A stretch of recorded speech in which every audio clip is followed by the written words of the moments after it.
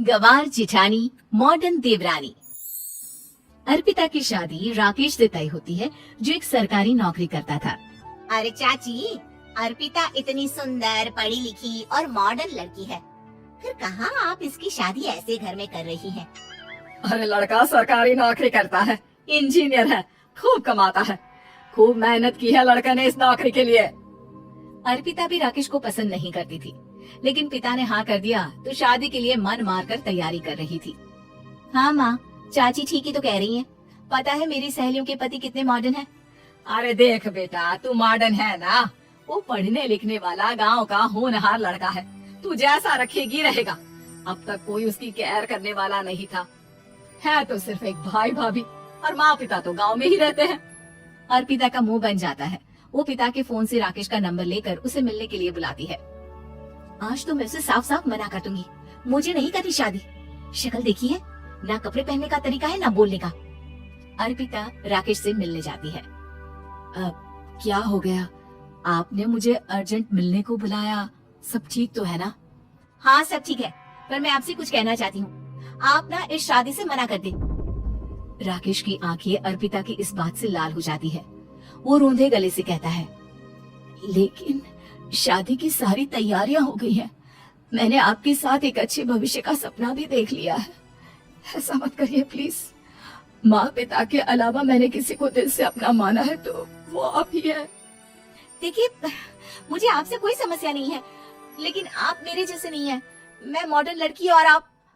मैं आपसे वादा करता हूँ, जब तक आपके लायक नहीं बन जाता मैं कभी आपसे बीवी का हक नहीं मांगूंगा।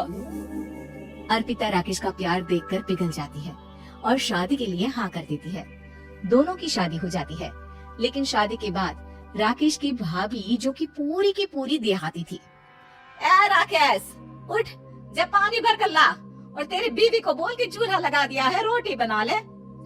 क्या है ये सब? और तुम्हारी भाभी इस तरह चिल्ला क्यों रही है? क्या करूं, भाभी ही खाना बनाती है और मुझे पढ़ने के लिए इस घर में रखा, तो मैं घर का सारा काम कर देता हूँ। अब तुम आ गई हो, अपने तरीके से देख लो। ये मकान तो तुम्हारे पापा ने बनवाया था ना, शहर में, ताकि बेटा पढ़ाई कर सके। हाँ, पर भाभी ही पूरे घर में रहती है।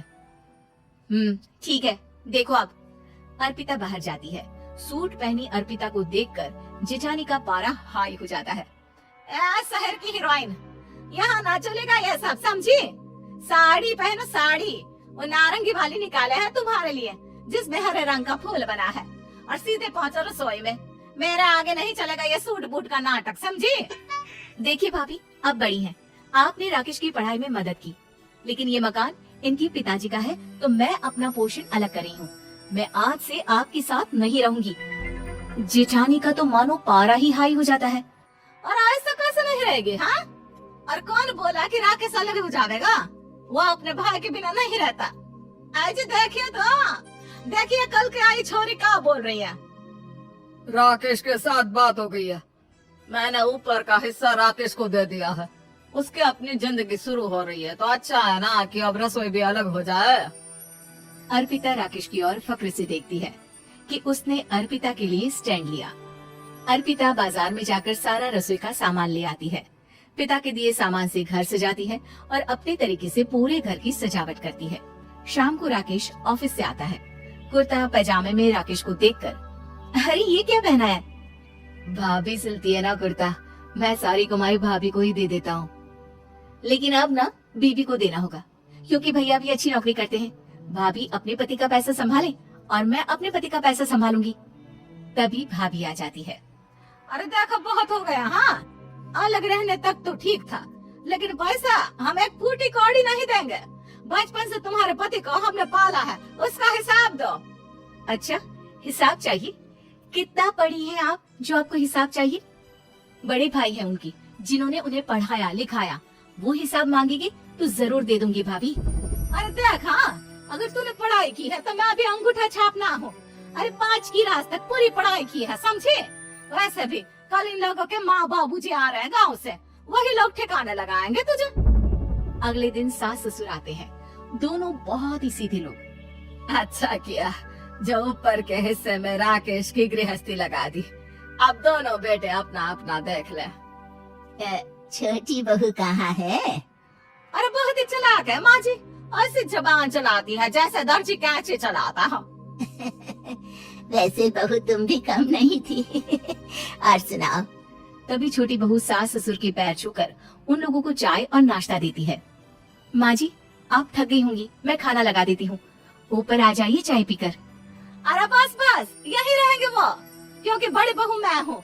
हमेशा से इनके माँ बाबूजी मेरे पास ही आए हैं। चले माँ जी, आप ना किचन में खाना बनाइए, मैं जरा बाजार होकर आती हूँ और फिर साथ में खाना खाते हैं। जेठानी बाजार निकल जाती है और सास ससुर बेचारे घर पर अकेले। फिर दोपहर को, माँ जी, मैंने आप सभी के लिए खाना बनाया है। माना मैं छोटी हूँ, लेकिन अच्छा लगेगा अगर आप लोग मेरे साथ रहें।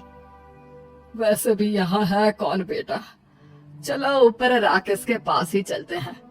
सास ससुर दोपहर का खाना खाकर वहीं आराम करने लगते हैं कि जेठानी आ जाती है। अरे वाह, ये तो वही बात हुई ना, कल की आई को पूरा परिवार और हम अकेले के अकेले। भाभी देखिए, परिवार में प्यार से रहा जाता है, ना कि चालाकी से। अम्मा खाना कैसे बनाती, पहले ही गांव से थक कर आई हैं।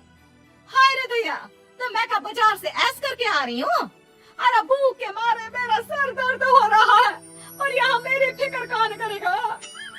अरे तो किचन में खाना है, लगा देती हूँ मैं भाभी। बड़ी बैठकर खाना खाती है और शाम को जब राकेश घर आता है। अरे राकेश, तू तो पूरा हीरो लग रहा है इन कपड़ों में। ऐसे कपड़े पहले क्यों नहीं पहनता था? राकेश बीवी की तरफ देखता है और फिर कहता है, माँ पहले पहनाने वाली नहीं थी ना।